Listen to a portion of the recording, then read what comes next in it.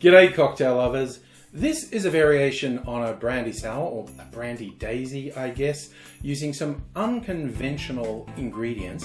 It's called the comeback. I'm looking forward to trying this because, like I said, there's some unusual elements in here, and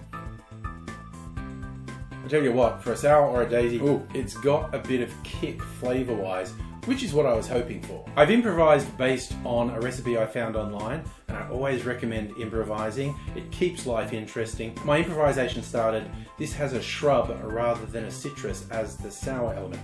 If you're unfamiliar with shrubs, it's essentially a vinegar-based cordial. Can be almost any flavour. Quite easy to make yourself. I've never actually made one myself, but I found these really nice ones locally.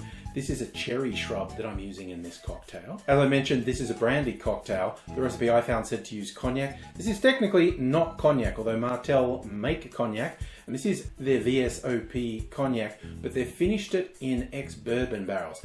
And because of the strict rules around cognac, they can't actually call it cognac, so they call it Blue Swift. This also calls for a fruit liqueur. The original recipe said apricot. I don't have an apricot liqueur. I don't particularly like the flavour of apricot, and I considered all my fruit liqueurs, and I'm going with this one, which I haven't used a lot lately. It's an apple liqueur from France, and it's really nice. And there's also just like a bar spoon's worth of Fernet Branca. And anyone who knows this knows even a little Fernet Branca goes a long way, and it has provided quite a kick in this case. Most often when a cocktail has a sour element, it's citrus, and you shake the cocktail. I stirred this one because with the shrub, I thought it would actually show off and look better if it was stirred rather than shaken. And I stand by that, and I'll show you exactly how I made it. In a mixing glass, put 1.5 ounces or 45 mils of the brandy of your choice, then half an ounce or 15 mils of the fruit liqueur of your choice, then just around a bar spoon or 5 mils of Fernet Branca.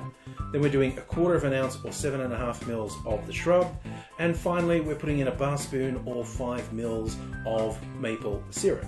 Add ice to the glass, stir that for 20 to 25 seconds to chill and dilute the drink. I'm straining that into a chilled Nicanora glass and garnishing it with a maraschino cherry on a skewer.